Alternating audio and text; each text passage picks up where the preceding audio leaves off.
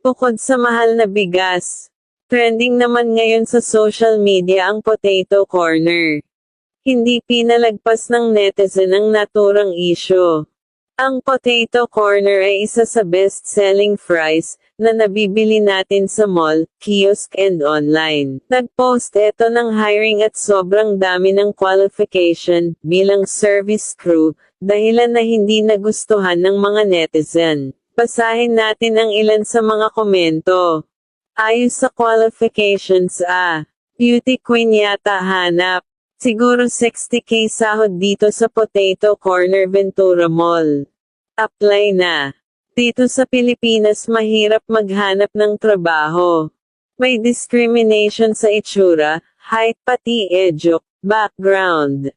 Kaya ako pinanghihinaan ng loob mag-apply kasi di complete yung teeth ko kahit gustong gusto